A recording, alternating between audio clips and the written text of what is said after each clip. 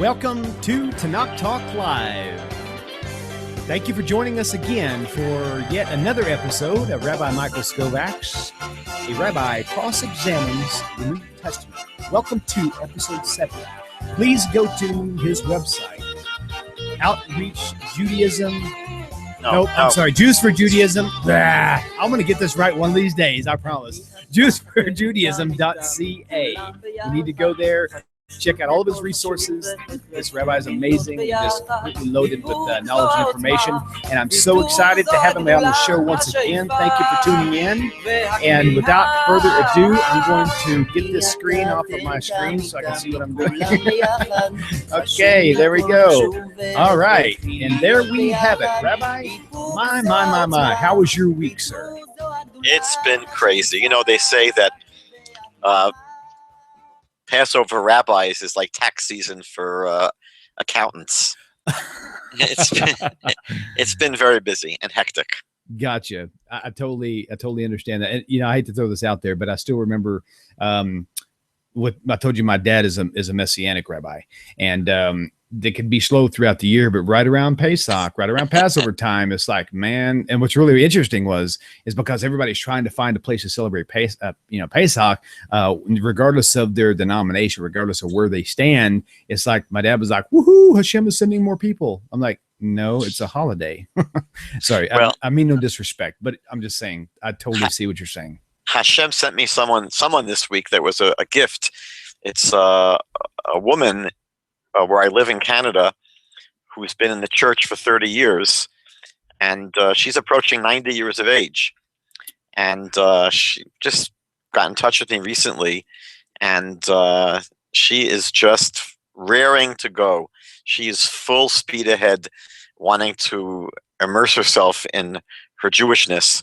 So I've been very busy trying to plug her in. Baruch Hashem. And yeah. Baruch Hashem. Oh, I need to say something. We had a caller, just for everybody to know, just before we started, and I asked him to please hold, and I pushed the cute little red button, and that wasn't the hold button. So I apologize. Accident, big time. Please call back. I want you to come on the show and ask Rabbi your question. And just to clarify, we are on Matthew chapter 7. This 5. So, what? Chapter 5.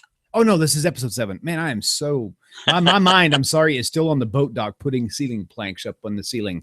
I gotta unwind. Okay. So with that said, sorry about that. Yes, we're on chapter 5, episode 7. There we go. Now it's starting to come back to me. Rabbi, what would I do without you? We'd be in chapter 7. Yes, we would. And there would be a lot of people going, was there some books that got left out for some reason? Okay, I see the caller. Hang on. Let me see if I can. Where's my keypad thingy here? Hang on. Answer. Okay. Pardon me 1 second. All right. Okay. Is this the caller that I hung up on? Yes, it is. I'm so sorry. They say never apologize on air, but I don't buy that. I'm sorry. I hung up on you. I accidentally hit the wrong button. Thank you for calling back. No problem whatsoever. That's okay. So basically this week, Rabbi has redirected my brain into the right channel. Now we're on Matthew chapter 5. So have you got a question for our Rabbi regarding Matthew chapter 5? Yes and no. I'm just curious, what is the Jewish concept of what God is? I think right now we're getting close into Christianity's concept of a human, Roman type demigod, and if the rabbi could just comment on it based on Maimonides' perception of what God is, and I'll listen to your comments. Okay, what was your name? Shane. Shane, where are you calling from? I'm calling from Brandon, Manitoba. Minnesota, you say? Manitoba. Oh, Manitoba. Oh, where? Okay, I'm lost. Where is that? That's in Canada. Oh, in Canada. Oh, I was Wow. thinking I've never heard of this. Okay, I'm not the quite educated one, so just so y'all know. So, okay, great. Well, thank you for tuning in. This is great. And Rabbi, you got his question pretty well wrapped up?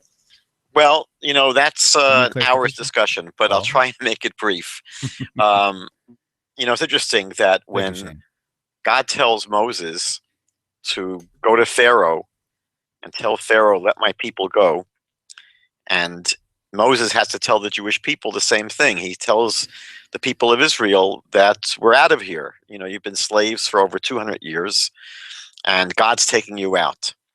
And when God tells Moses that this is going to be his mission, Moses freaks out a bit, and Moses says to God, but wait a second, what if they ask me your name? Now, it's a strange question. I mean, God just has given Moses this incredible mission to redeem the Jewish people, and the first question Moses asks is not how are we going to do it, right? He's asking, well, what if the Jewish people ask me your name? Now, it's important to understand that biblically and in Hebrew, a name is not just like in English we have names like Roger and Fred and Bill and Joe. These names are not really very meaningful. They're just sort of arbitrary names we give people. They don't have a lot of meaning. But in Hebrew, every name has meaning. Every name means something. In the same way that in the Hebrew alphabet, every letter means something. You know, in the English alphabet, an S or a B or a T doesn't mean anything. But in the Hebrew alphabet, every letter has profound, incredibly profound meanings. If you go on YouTube, I have 4 lectures on the meaning of the Hebrew alphabet. And so every name has incredibly profound meaning. So when Moses says, what if they ask me your name? What he's really asking God is, you know, if the Jewish people ask me, who is God? Who is God? Which is the question that we're being asked now. How are we to understand God? And Moses says to God, what should I tell them? Meaning, if the Jewish people ask me, who are you? And they want to understand who you are, what do I tell them? That's what it means to ask for someone's name. It's really the name describes the essence. And so God says to Moses, I will be what I will be. Often Christians translate this as I am what I am that I am. But the Hebrew is Ehyeh asher ehyeh. I will be what I will be. Now, that's a strange answer. And I think what God is basically saying is this. I can't give you a word that's going to explain it all. God is saying to Moses, tell the Jewish people, you want to understand me? You'll see.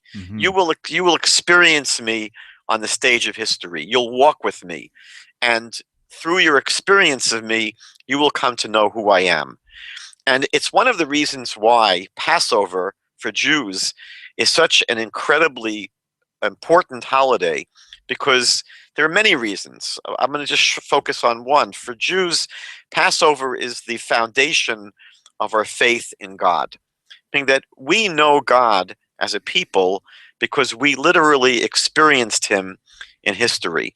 And that's why throughout the Bible, God tells the Jewish people to always teach your children about this experience that you came out of Egypt with these incredible miracles. There were 10 plagues that lasted over a year, supernatural miracles that were so intense that even the Egyptians, after the 5th plague, said, Etzba Elokimhi, this is the finger of God. And then they crossed the Red Sea, where the sea splits and takes them across on dry land. But then as the Egyptians go into the water, the sea covers them and drowns their pursuers. And the Jews became so electrically aware of God's presence that it was almost as if they could point to God. And they say, as they cross the sea, Zeh Kelev Yahvehu, this is my God, and I will glorify him. Wow. And so the rabbis teach us that when they crossed the Red Sea, the most unsophisticated Jewish person had a clearer vision of God than Ezekiel the prophet. Now, you read the first chapter of Ezekiel, and he's having this incredibly intense mystical vision of God.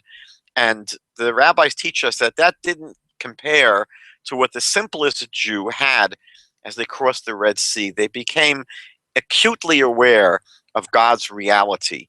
And so the experience of the Exodus, of leaving Egypt amongst these incredible supernatural miracles, of being fed by God with manna coming from heaven every morning and drinking water from a rock and being led by a pillar of fire and a cloud, that just was intense beyond description. And that's why when you read Deuteronomy chapters 4 and 5, and God sort of recapitulates everything, he focuses on the climax of everything. The climax of the Exodus was when God literally spoke to the nation. They heard the voice of God at Mount Sinai 7 weeks after they left Egypt. And God says in the 4th chapter, I believe it's the 35th verse, he says, Ata haresa lada'as, you were shown so that you should know that I am the Lord, there is no other. And we don't know about God because we read verses in a book. Our knowledge of God does not come from the pages of Scripture. Our knowledge of God comes from our experience of God. We had 3 million of our people stood at Mount Sinai and heard God speak. I am the Lord your God, who took you out of the land of Egypt from the house of slavery. God didn't give on his calling card the more amazing thing that he did. God could have said, I am the Lord your God who created heavens and earth. That's much bigger than taking people out of Egypt. But he says, no, I am the Lord your God who took you out of the land of Egypt from the house of slavery. And that's what he said because that's what they experienced. They didn't experience creation. They experienced the Exodus. And so that experience is really the foundation of our faith in God. And the Bible always harkens back to it. We're always asked, whenever a Jewish man puts phylacteries on his head and arm, those verses in there speak about the Exodus from Egypt. And we say it every day, twice a day, when God told us to recite the Shema Yisrael, Hear, O Israel, the Lord our God, the Lord is one. One of the paragraphs we recite, again, speaks about the Exodus from Egypt. We as Jews are obsessed with this experience because that's how we came to know the love of God, the reality of God, and the nature of God. And that's why throughout the Bible, idolatry is defined specifically as any God that was not revealed to us at Mount Sinai. If you look at Deuteronomy 13, God says that idolatry is a God that your fathers did not know, that you didn't know, that we have a national testimony. That's why Isaiah 43:10 says, you are my witnesses, because we witness God and we testify to his reality through our experience of God. And that's why the name of God, we were told, was I will be what I will be. We actually experience God on the stage of history. So as an introduction to the topic of who is God, how do we know God, I would say this is the starting point. If we want to go beyond that, we need another couple of hours. You want to go into Maimonides' understanding of God. That's another story altogether. But I think the simplest thing and the most basic thing to understand is that God controls the world because God created the world. The fact that God performed miracles in the Exodus story that demonstrated his control over nature is what proves that he created the world. And so our idea of God is, number one, the creator, and number two, the controller and supervisor. And God is actively involved with the world. Everything that happens, every piece of reality, every molecule of existence is only here because it is an expression of the will of God. That's the starting point, and there's much more. I would say, as the Talmud says, "Ve'idach zil gemir." The rest, go and study. Awesome, nicely said. So, with that said, shall we go into studying Matthew chapter 5? What a juicy chapter! That is great. You know, I was scanning through it a little bit ago, and I was just looking. And you know, remember I told you when we first, well, I told you, you told me, we agreed that as we go along, anything in our readings, this is not, just so people who are tuning in will know, this is not a bashing Jesus program. That's not what we're here for. Anything we read in the New Testament that is good, we're going to say, yay, thumbs up. Anything that's not good, we're going to tell you, sorry, that doesn't work. But I'm reading through these, this chapter 5, and most everything he says seems to be right in line with Torah, except for things that Rabbi Skobac's fixing to point out. You know, well, I mean, it's interesting. A friend of mine, Rabbi Ben-Zion Kravitz, would always say that there are many new and wonderful things in the New Testament. The only problem is that whatever is new is not wonderful, and whatever is wonderful is not new. Ah. And I think that's the way I would look at chapter 5 here in Matthew. What's interesting is that many Christian writers and many Christian thinkers have tried to show in this chapter that Jesus actually was distinct from Judaism, and he was setting up an alternative spiritual path, meaning they look at chapter 5 of Matthew as really the declaration that Jesus is making that sort of separates him from Judaism. Really? They have they critique Judaism as being a cold religion of law and a focus on externals and inwardly very cold.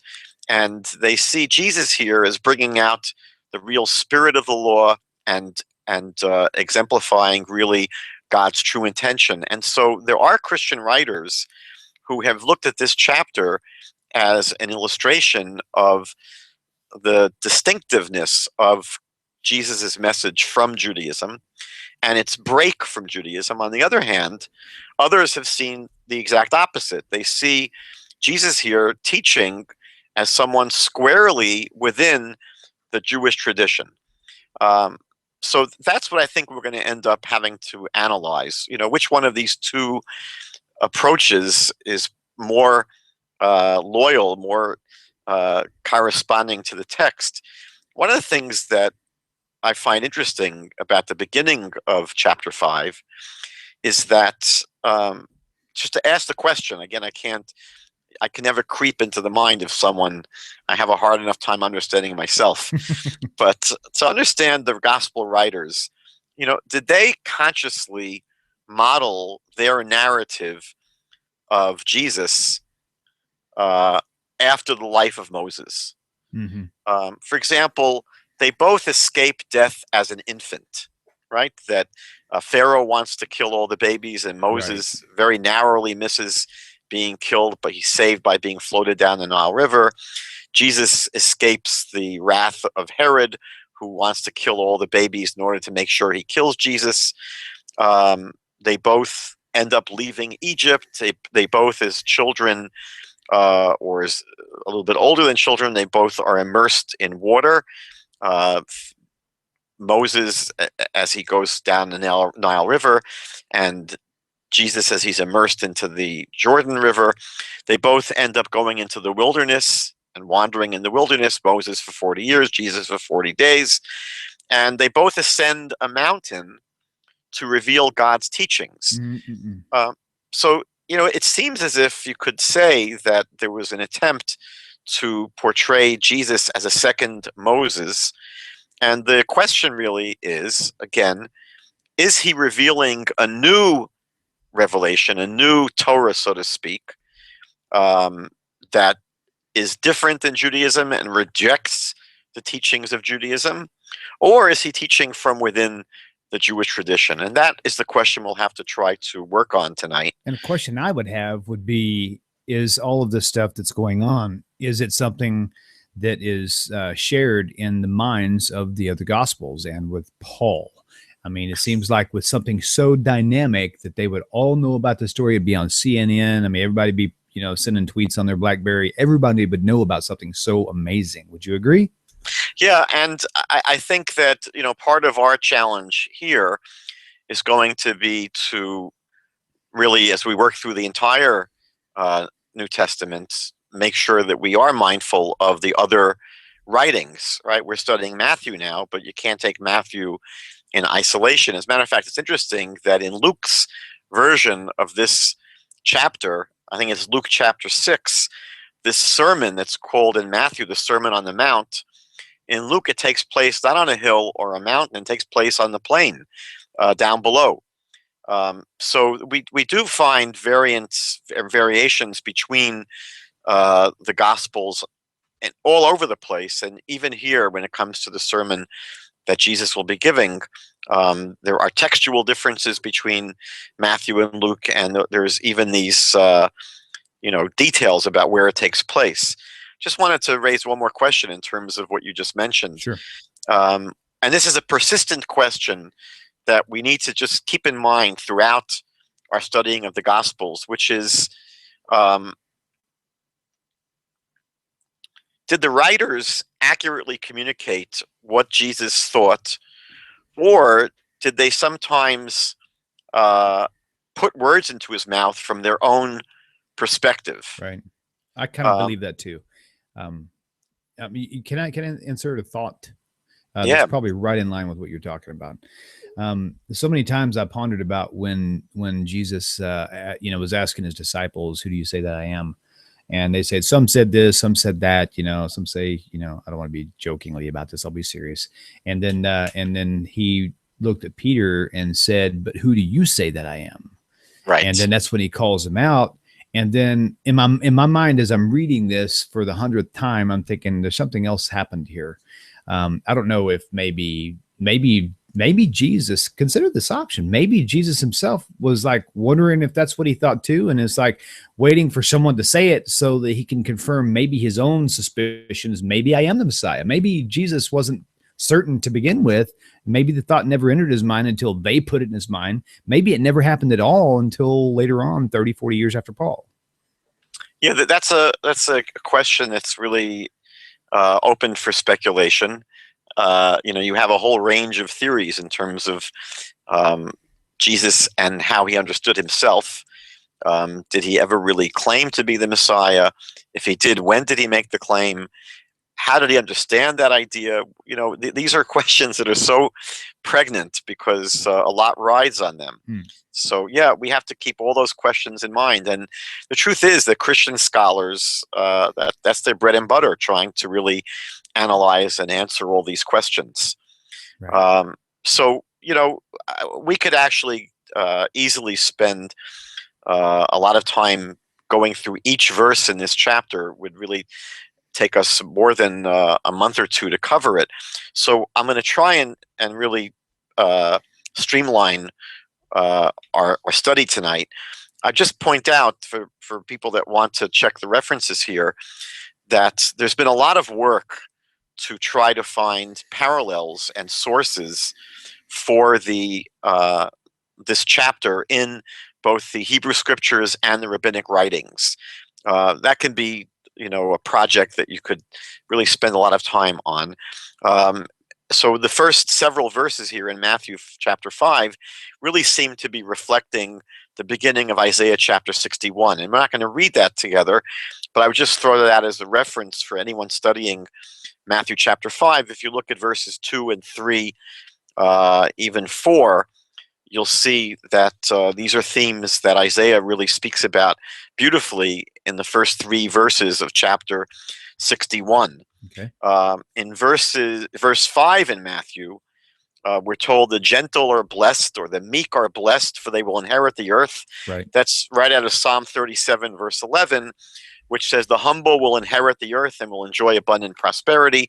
So this is something that we're not going to really spend a lot of time on tonight, because there is so much research that's been done to track down all the possible sources or parallels between this chapter 5 in Matthew and Jewish literature. So what I'd like to do is maybe skip over to verse 8. Okay, got it. Blessed Where are the pure in heart, for they shall see God. So that's an interesting expression. Does Jesus mean that literally, that they're going to see God? That's hard to understand on a literal level. We know from Exodus chapter 33, verse 20, that God himself says that no one can see me. So it probably should not be taken literally that people who are pure in heart are going to actually see God the way you'd see your mailman. Right. But in verse 9, it's interesting that we have a phrase that comes up several times in this chapter, that there are people who are virtuous people that will be called the sons of God. Mm-hmm. Here, the peacemakers are blessed, for they'll be called the sons of God. So clearly, this expression, a son of God, does not imply then divinity. It's one of the great misunderstandings of Christianity was to assume that Jesus, as a son of God, is God, is divine. And we know that actually all human beings are children of God. So that expression here we see very clearly, sons of God, would not, even according to the New Testament, imply that these people who are virtuous are actually themselves gods. Now, in verse 10 and 11, those who are persecuted for righteousness are blessed, for the kingdom of heaven is theirs. You are blessed when they insult and persecute you and falsely say every kind of evil against you because of me. Be glad and rejoice, because your reward is great in heaven, for that is how they persecuted the prophets who were before you. Hmm. Now, I wonder, when Jesus says here they, or I would actually say Matthew says they, who is the they? Meaning that it's obviously, we're not at a point in the story of Christianity where there are two religions. We don't have a Judaism and a Christian church at this point. We don't have two different religions. The people here are all Jews. This is the very beginning of Jesus' ministry. He's just called his first few disciples, and now he's giving a sermon on this mountain. And so what does it mean that he's speaking to these people and speaking about they who persecuted the prophets who were before you? He really is speaking about the ancestors, presumably, of the very people he's speaking to, because we know Jesus only addressed Jewish audiences. Jesus says, I've only come for the lost sheep of the house of Israel. And so he's speaking to Jews here, presumably, and it almost sounds as if, from a later Christian perspective, he already has his church that's set up and is opposed and is being opposed by the Jewish people, and it's us versus them. And here there's a reference to they who persecuted the prophets who were before you. This, unfortunately, is a theme that comes up several times in the New Testament. In Acts chapter 7, verse 52, the writer of Acts says, which of the prophets did your ancestors not persecute? Right? It seems to be saying that the Jews persecuted all the prophets. Sure. And in First Thessalonians 2, verses 15 and 16, again, the same accusation is made about persecuting the prophets, and also later in Matthew chapter 23, verse 37. This comes up repeatedly. And what's interesting is that in Islam, the Quran, at least 7 times, makes the same accusation about the Jews. And I think there in the Quran, they speak about killing the prophets, not just persecuting them. Right. So that's unfortunately a canard that we hear both in the New Testament and in the Quran. The only possible source that Christians try to find for this in the Jewish scriptures is 2 Chronicles chapter 36, verse 16, which speaks about the persecution of prophets, of the messengers of God. But it's important when you read the context, the passage there in 2 Chronicles, it's not a passage which is speaking about all Jews throughout all of history. It's speaking about specifically the people at the time of Tzidkiyahu, and the destruction of the first temple, and how those particular people resisted hearing the message of the messengers God sent to them. But it wasn't an indictment of all Jews throughout all of history, which unfortunately is the way people would take the statements made in the Gospels. What's really strange to me and ironic, I'll just say one more thing, is that Jesus here speaks about his disciples being falsely accused. And the irony is, it's a sad irony, is that this is precisely what the disciples of Jesus did to the Jews for so many centuries, that it was the church that accused Jews of poisoning wells and of taking Christian babies and using their blood for matzah. Right. So what's so bizarre and ironic is that the Gospels speak about the Christians, the disciples of Jesus, being falsely accused and persecuted, and that they'll be blessed if they somehow put up with that persecution. But the historical reality was that they were probably more often in the driver's seat of persecution than the other way around. Mm-hmm. Sure. Something I was thinking about as I was going through this too was the whole entire message of Christianity is you're saved by faith and faith alone. Of course, Messianic Judaism is slightly different. But as I'm reading through this, everything he's saying really has a lot to do. A lot of these have to do with actions that you have to do. You have to be kind to the poor. You have to do this. You have to, and it's like if really being saved, being called the child of God is all about simply only a change of heart and no actions whatsoever, half the stuff that he said here, he wouldn't have actually said. Well, that's the thing that comes out most strongly in this chapter, and actually not just this chapter, the coming chapters as well, is that you don't find in these very first speeches that Jesus makes anything that sounds Christian. There's nothing about him dying for the sins of the world, nothing about a substitutionary atonement, nothing about salvation through faith. I mean, that none of the kinds of things that Paul would find it important to speak about is reflected here. And what you get in this chapter is, a focus on proper living, on righteous living, on good deeds, on good works. That's the entire focus. And so, whether or not this is an approach to good living that's different than Judaism or very much in line with Judaism, we're going to analyze tonight.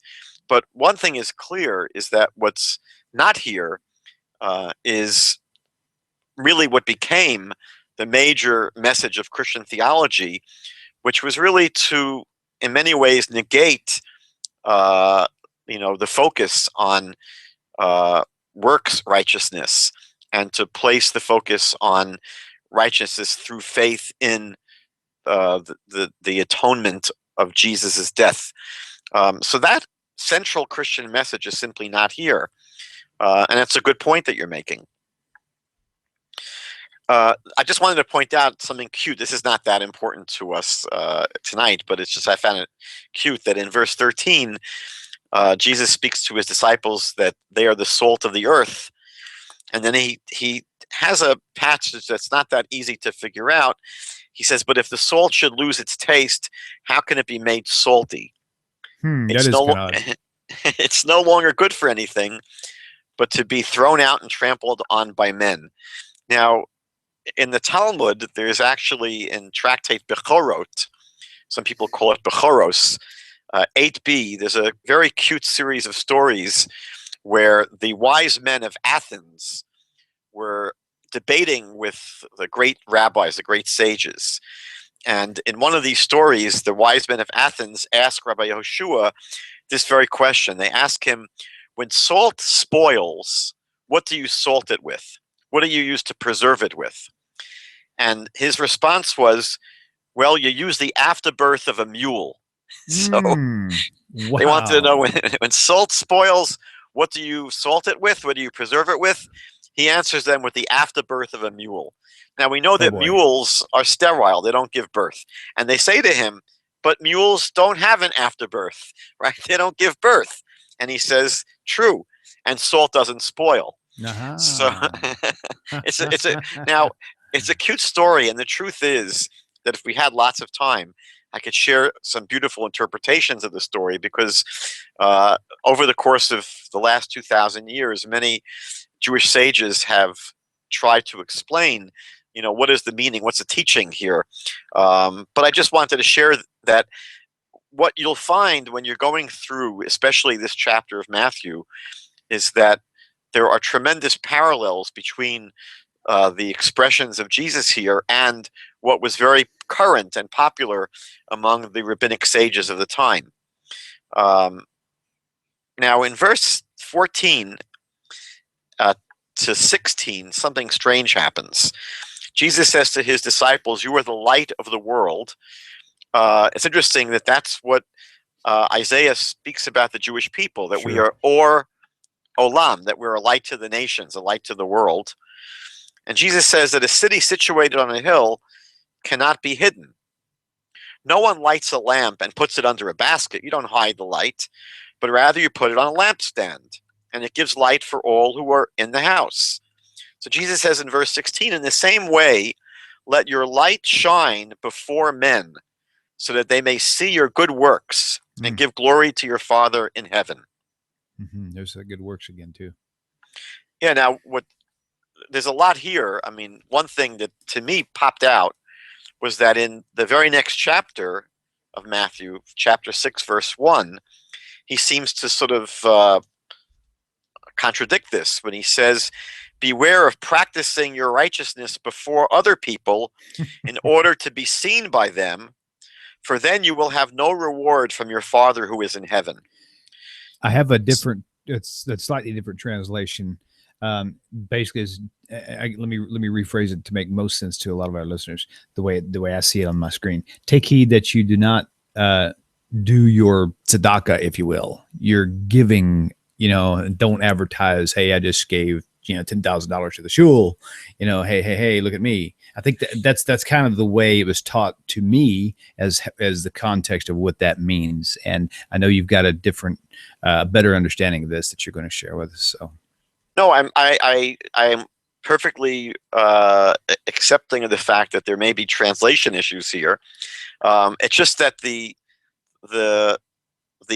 sentiment of whether or not it's a good thing to let other people see the righteous things you're doing, right, and your intention. Now, the truth is that there is a tremendous Jewish value on what we refer to as Kiddush Hashem, sanctifying the name of God.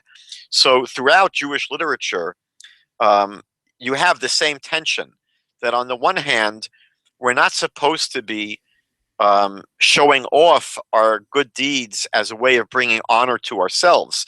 That might be the intention in Matthew chapter 6, that to do righteousness in public so others can see it, in order for us to be lifted up and for us to get a better reputation, that is really abhorrent spiritually.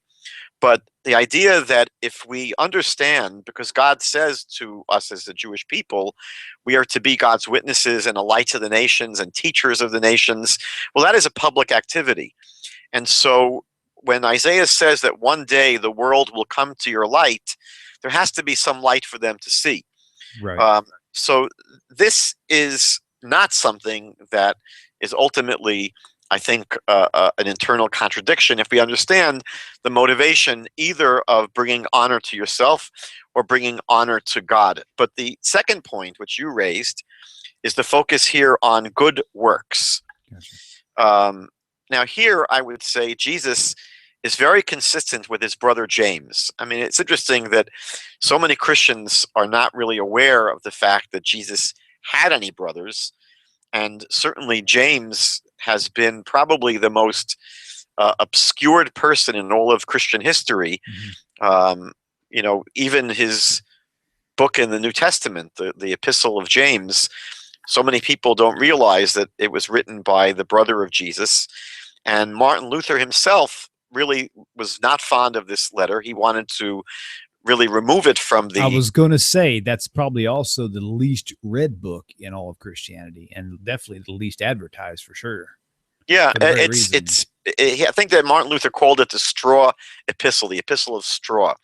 But if we read, I just want to share from chapter 2, Okay. a couple of verses here. James writes, "What does it profit, my brethren, if someone says he has faith but does not have works? Can faith save him? If a brother or sister is naked and destitute of daily food, and one of you says to them, 'Depart in peace, be warmed and filled,' but you do not give them the things which are needed for the body, what does it profit? Thus also faith by itself, if it does not have works, is dead. But someone will say, 'You have faith and I have works. Show me your faith without your works, and I will show you my faith by my works. You believe that there is one God. You do well. Even the demons believe and tremble. But do you want to know, O foolish man, that faith without works is dead? Was not Abraham our father justified by works when he offered Isaac his son on the altar? Do you see that faith was working together with his works, and by works his faith was made perfect? And then the scripture was fulfilled, which says, Abraham believed God, and it was accounted to him for righteousness. And he was called the friend of God. So you see then that a man is justified by works, not by faith alone. Likewise, was not Rachav, the harlot, also justified by works when she received the messengers and sent them out another way? For as the body without the spirit is dead, so faith without works is also dead. So I would say, as we're going to work our way through this chapter, that one of the major themes here is the importance of our works, of our actions, of what we do. And there is no theology here that, your righteousness of your deeds is worthless and it doesn't account for anything, and that the only thing that's important is your faith. As Paul often says, by faith alone you are saved.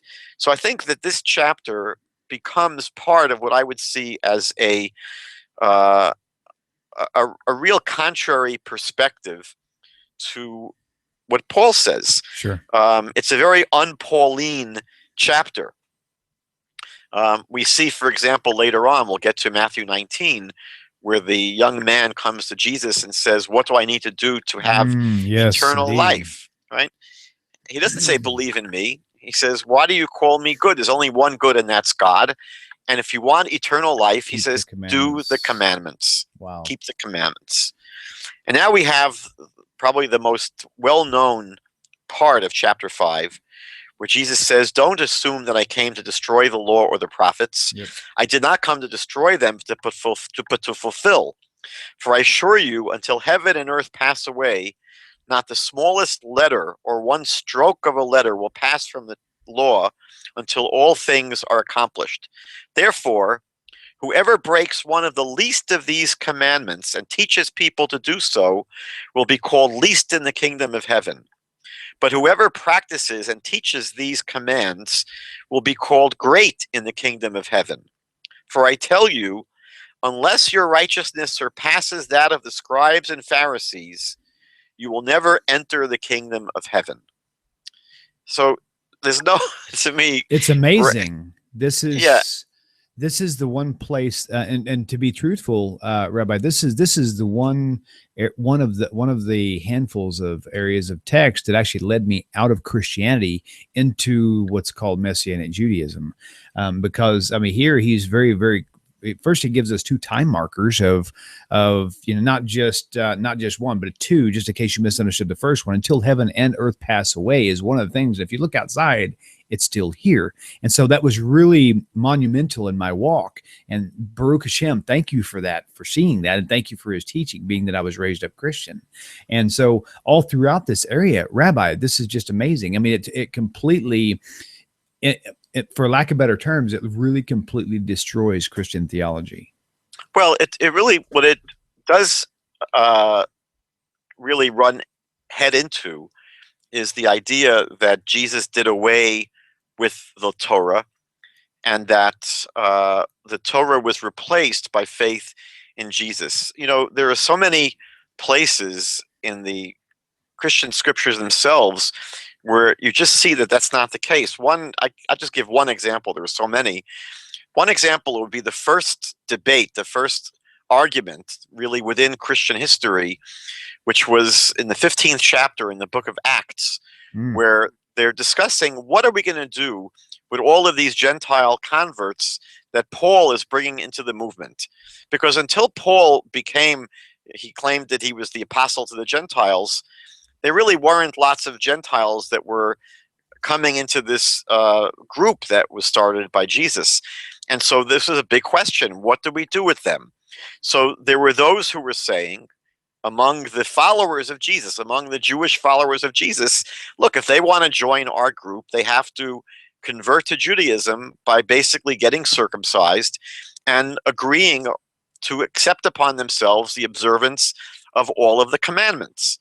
And Paul obviously was taking a different approach, where he was not in favor of that. And so at the end of this discussion, James, the brother of Jesus, who, by the way, we know was the leader of the Jesus movement for about 30 years until he was killed. But after the crucifixion of Jesus, his brother James, who was the next family member in this sort of line, takes over for 30 years. And James says, look, we're not going to impose upon these Gentiles the need to fully embrace Judaism and get circumcised and observe all of the commandments. He basically says all they're going to need to do is observe the 7 Noahide commandments. And I think they list there 4 of the 7 in that passage in Acts 15. Can I introduce, and you, it's probably not introducing to you, but to a lot of our viewers also, the different view on that. Again, most of this broadcast is really directed to distinguishing between Christianity and Judaism. But in Messianic Judaism, there's a completely different spin on this. For example, in Acts chapter, in the same chapter, Acts 15:1, it says that it says, "Except you be circumcised after the manner of Moses, you cannot be saved." And they say, therefore, Paul was teaching against the written law of circumcision. But if you look a little bit closer, it doesn't say that precisely. It says, except you be circumcised after the manner of Moses. And in the Torah, Moses doesn't give any instructions on the manner of how to be circumcised. So it looks more like Paul is actually teaching against the oral tradition, not the Torah itself. And then later down in verse 19, he says, "Wherefore my sentence is this, that we trouble not them which come from among the Gentiles to turn to God." One key phrase there is the ones who are turning to God. Okay. And then he goes on to say in verse 20, it says, "But that we write to them that they abstain from pollutions." You mentioned the 4 things, and this is them now, which really blows the idea of the dietary laws being done away with, because 3 of the 4 here are actually part of the dietary law system. And then verse 21 is the kicker. Because it says 4, it's got the little conjunction there tying 21 to verse 19 and 20. It says, "Because," or "for, Moses of old time has in every city them that preach him, being read in the synagogues on every Sabbath day." So the Messianic spin on this is, and this is what they teach Christians, is that he basically said verse 20 because of verse 21, not to leave out 21, but the church never reads 21 with it. They always leave that out. And it says, have them to do these 4 things because they're getting the rest of this stuff in the synagogues on every Sabbath day. It's available to them, but these things are critical now, like the here and now factor. They're going to get it. So their spin is Paul never taught against the newcomers keeping Torah. He actually really supported it all throughout his writings. I'll stop there. I've been way too long-winded already. No, it's fine. I think the point I was trying to bring out, though, was that what you see from this story is that the idea that there was a suggestion that the Gentiles coming into this movement would have to get circumcised and basically embrace the entire 613 commandments. What you see from this, though, is that those followers of Jesus, the Jewish apostles of Jesus, what they call the Jerusalem church, what you see from this story is that they had not abandoned the observance of the Torah. I mean, that what so many Christians believe is that after Jesus, the Torah was no longer really the focus anymore. And what you see here is that this is after the death of Jesus.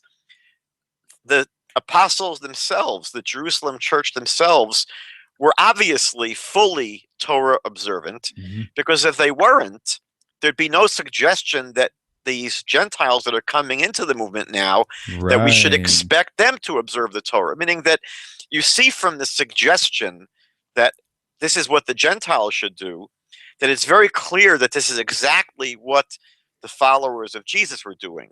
And we see, as you go into the 2nd century, the Ebionites, the Nazarenes, who were the Jewish believers in Jesus, the Jewish Christians, we know from their writings, and especially from the writings by the church against them, that they were people who were fully Torah observant. So what you see here in this 5th chapter of Matthew is that Jesus seems to be very much fully behind the importance of the observance of the Torah. we see through the Acts of the Apostles that certainly his followers were observant of the Torah, and even into the 2nd century. Now we know that that movement ultimately dies out, meaning that you don't really find into the 3rd and 4th centuries Jewish people who believe in Jesus and fully observe the Torah.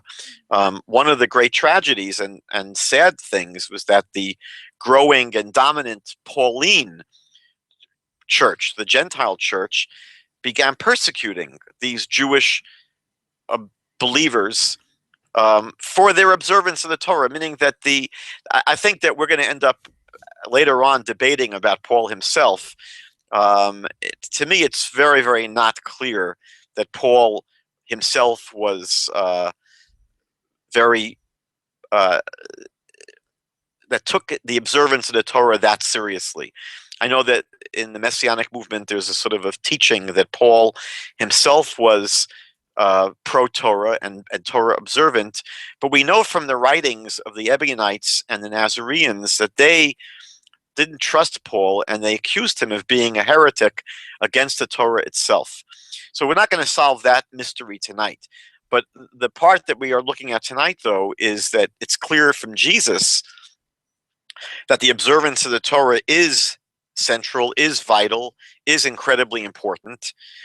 Just one more thing that I would say, and I think what I would ask is if we could break after this, because Yes, we're sir. never going to finish the chapter. But I would just say one more thing. The word in the English translation here for Torah is law, L-A-W. And, Christians often speak about the law, as opposed to what they have, which is faith. And the word law is an English translation of the Greek. The Greek word is nomos, N-O-M-O-S, or nomos. I don't know how to pronounce Greek. It's Greek to me. But the word in Greek would be N-O-M-O-S, and it's translated into English as law. And I think people have a certain, like a non-positive view of what law is. I think that it's not, especially I believe in classical Christian circles, a word that they respect or are drawn to. I think they often see Christianity as something that came to really replace the law. And it's interesting that when Jews translated the Bible from Hebrew into their vernacular, our vernacular was never Greek. Our vernacular was Aramaic. And when we translated the word Torah into Aramaic, it was Oraisa. Now, Oraisa really means, probably the good translation would be light. Okay. And I want to suggest that people maybe think about the valence of these two words. Is Torah seen as law or light? And I think that the impact these two words make is very, very dramatically different. I think the word law is often a word which is very cold and sterile and Right. static. It's not very spiritual. It's cold. And I think the word light is a very spiritual word. It's dynamic. It's life-affirming. It's very warm. It's warm. It's spiritual. And so the question really is the Torah, which really just means instructions or teachings, God's teachings, is the Torah law or light? And I think that will have an impact on how we relate to it. But I think that maybe we should end tonight by just recapitulating this idea that one of the main things that so far we've seen in this Sermon on the Mount, so to speak, is the focus on works, on actions, on proper behavior, on righteous living, and we just saw the importance of the Torah and the commandments, and even the least of the commandments.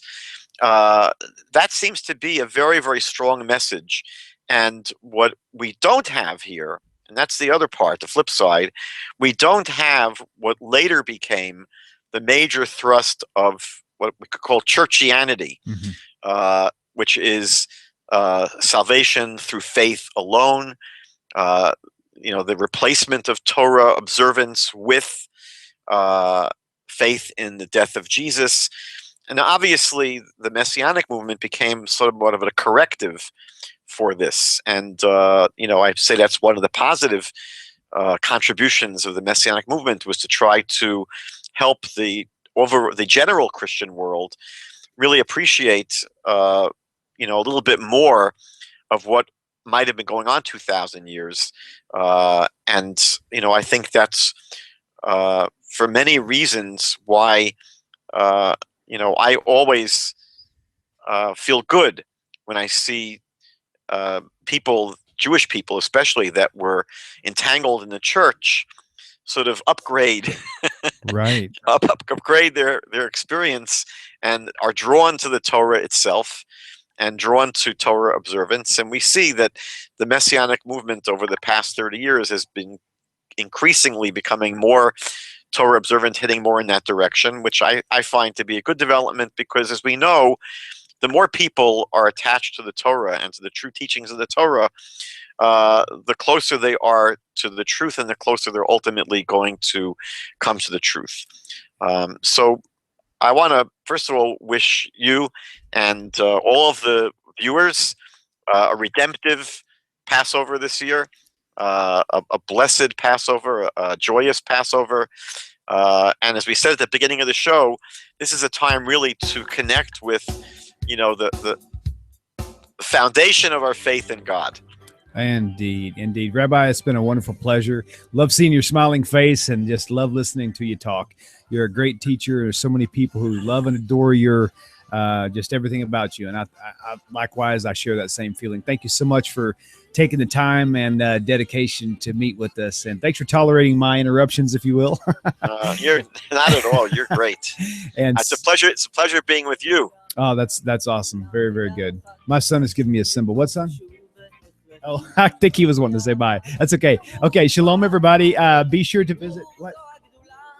Oh, no, we're doing the numbers every 2 weeks now. Yes. They thought we were abandoning our guests.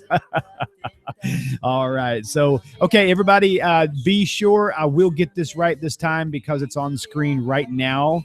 Thank you, and sorry, Rabbi. JewsForJudaism.ca. You've got to go to that website to find Rabbi Skobac's resources. It's a wonderful, wonderful adventure. And again, I thank you so much, Rabbi. You're just a blessing. Shalom, shalom. And until next week, and like you said, we may or may not be meeting next week, depending. Was that kind of the ruling, so to speak? Well, I'm trying to work it out. Okay. Well, Hashem willing, we'll be meeting next week. If not, I'll be sure to let everybody know. All right. Until next week. Shalom, everyone. We love you guys.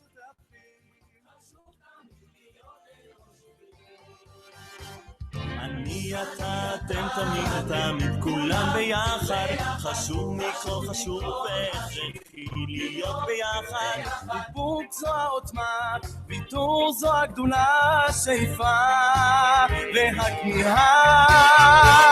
אני אתה